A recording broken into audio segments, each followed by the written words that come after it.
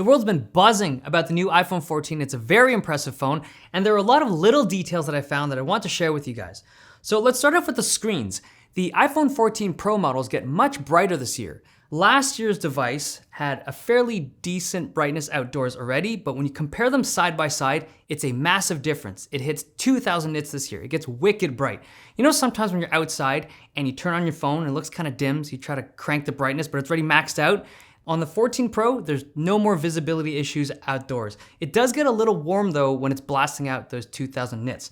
Now, the most visually noticeable difference this year is going to be that pill-shaped cutout up front, and they've given it the name Dynamic Island. And contained on this island is a front-facing camera as well as other Face ID hardware like the dot projector. And then below that island is their ProMotion Ocean, as well as a little Retina River above the island. So this island can smoothly transform between a whole slew of different notifications. They're very well animated and they look super cool. A lot of stuff works right out of the box.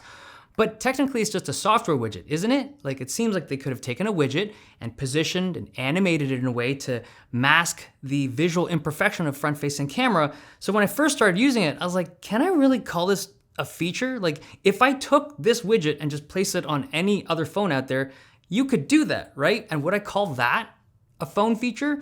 But the more I use this, I realized that the value of Dynamic Island and what makes it special on the iPhone is how and when the elements pop in and out. Because with this, you get to monitor and control or just keep track of a whole bunch of different things without it interrupting your flow. Like, you could be doing something on your phone and these notifications will automatically bubble in, so you can just kind of check up on them and poke at them if you need to, and then they'll bubble out automatically when you need them without any kind of like tapping or pulling down menus. It's very fluid and it's all done seamlessly around that cutout. I think it really is a feature. I think it's like the best notification system the iPhone has ever had.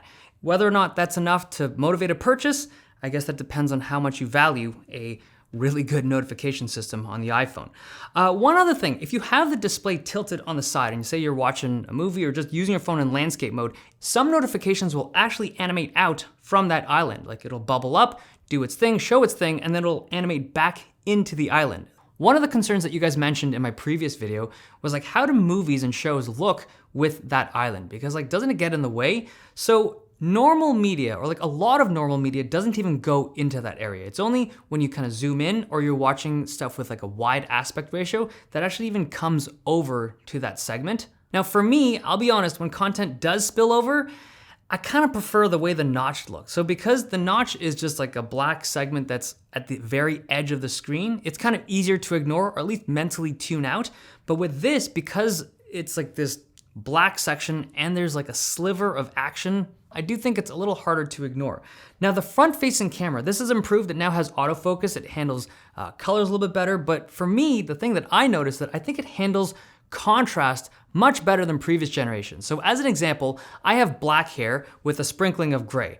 I'm old AF. But on the old iPhone, when I took photos with that front-facing camera, sometimes it would make it look like I had tons of gray hairs. Like, it was somehow being tricked by the surrounding light into thinking that I had like a bunch of light-colored gray hairs. And it was so weird. I would take photos and be like, I don't look anything like this. This time around on the iPhone 14 Pro, it is much more accurate to true life. It's such a small detail, but makes a huge difference in how that image looks. Nobody wants to look like they're 15 years older than they actually are. All right, the always-on displays. The iPhone 14 Pros finally have AODs. They were late to the game, but they finally made it. And they've done it in a very Apple implementation. When you hit the sleep-wake button, there's a bit of an animation, and the clock will tighten up and come out to the foreground if it was hidden. The flashlight and the camera buttons disappear, and the lock screen will dim down. Now, the thing is, Apple's iPhones are usually very focused on energy efficiency, and the introduction of a feature like an always-on display is interesting because now the user base has access to a feature that invariably uses more energy than it did before, right? It doesn't matter how awesome that 1 Hz LTPO display is in terms of like sipping energy. This is going to suck more juice than if you didn't have an always-on display, right? But there is this really interesting thing I noticed with iOS 16. Now, I'm not sure it's related, but in previous versions of iOS, including iOS 15, if you had a light colored background, you would have black text on the home screen. It makes sense, right? You have a light colored background, darken the text for legibility, right? But for whatever reason with iOS 16, they changed it. So let me show you real quick. If you have a light colored background, the text of all the stuff on the home screen is still white. It's crazy. And what they've done is they've put this drop shadow underneath all of the white text. And this just does not make sense. From a design perspective, it's just like, why would you do this? And this has never existed before any iOS version until iOS 16. And during the beta, I was looking at this like, this doesn't make sense. I couldn't figure out why they would do this. But maybe, just maybe, they're encouraging people to use dark backgrounds to counteract the extra battery consumption that comes from an always-on display. I'm just saying, it's interesting that this feature was introduced just when always-on displays came to the iPhone. Now, I can't measure exactly how much juice is being used by the AOD, but in terms of overall battery performance, the new iPhones put up excellent runtimes, but not any longer than the iPhone models from last year, at least not with my testing loop. Okay, the camera system. So with the iPhone 14 Pro, it seems to be one of the biggest camera upgrades they've made in a while. You now have a 48 megapixel sensor paired with their new photonic engine image processing. And with that sensor, you can shoot massive 48 megapixel raw photos. You get a lot more detail in these shots, a lot more pixels, and a lot of flexibility to work with that file in post. And for a hot second, I was like, these photos look so good. I will never shoot anything other than raw going forward. But reality kicks in. For one, it's like 2 to 3 seconds in between each shot. There's like a lot of processing for such a beefy file, so it's slow to take shots. But secondly, they're huge files. It's like 80 to 100 megs per image. It's way too much for regular photos, but that new sensor does awesome stuff for even normal photos. So these are gonna get binned down to 12 megapixel files, and in normal lighting conditions, you get really clean looking images, excellent depth of field, and the dynamic range is so much better on the 14 Pro than it was on the 13 Pro. It's particularly noticeable when you're shooting up against a bright sky. It's much better this year, and you also get a nice 2x zoom just by punching into the sensor. It's lossless, it's basically like an optical zoom. But the biggest claims from Apple's presentation were about low light photography. They were making claims of like double and even triple the performance in some cases. Now from my testing, the main camera has clearly gotten better at low light on the iPhone 14 Pro. The shots are brighter with better details and they're cleaner, but there's still a good amount of noise in the shots.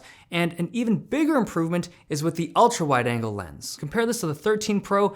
I don't know if it's like 3 times better, but it's definitely a noticeable step up. But the low light shots are a little flatter than before. They almost feel like they have a pixel-like characteristic to them instead of a more contrasty look like the S22 Ultra. But the takeaway is that the camera systems this year are much better. There's also action cam. So this is some very aggressive image stabilization. It does work as advertised, but there's a few things I noticed. One, you lose out on resolution and image quality. It caps out at 2.8K, which isn't bad, but you need a lot of light to make it work, so outdoors is best. But secondly, it defaults to the ultra wide camera. So if you activate Action Cam, it'll go for that wide angle shot, and the image is less sharp than the regular camera. But I'm assuming it goes to the wide to have as much footage to work with for that kind of crop for the stabilization, but it's not as clean of a shot. Action Cam is very effective, but it feels like it's just for extremely shaky circumstances. Okay, the performance of this new chip. So on the iPhone 14 Pros, they have the A16 Bionic instead of the A15 Bionic we see on the regular iPhone 14. Fantastic performer in benchmarks, but the most interesting thing to me was when I was testing the iPhone 14 Pro Max with Genshin Impact. So this is a very demanding game, arguably the most demanding mobile game available still. And the 14 Pro Max is the best thermally performing device I've ever seen with that game. Now, every device struggles pushing out sustained performance on max settings. It's just Genshin. It's very demanding, but on the iPhone 14 Pro Max, it's able to go the longest before it throttles, and after that throttle point, it still has the highest frame rate. It's very impressive that this can outperform a dedicated gaming phone in the Android space. Okay, a quick note on pricing. So in the US, the 14 Pro and 14 Pro Max haven't gone up in price. In Canada, it's been bumped up a little bit, but globally, it does feel like these have gone up a decent margin in terms of what they cost. But there was this very interesting graph or chart that I found on Reddit. It shows the percentage of yearly income that you would need to spend to purchase an iPhone 14 across various countries. And when I saw this, I was like, oh my God, like, this is eye-opening, because It is so expensive to buy an iPhone 14 in some countries. Like, can you imagine spending 30 or 40% of your yearly income to buy an iPhone? That's nasty. Seriously. Okay, there you have it, the iPhone 14 Pro review.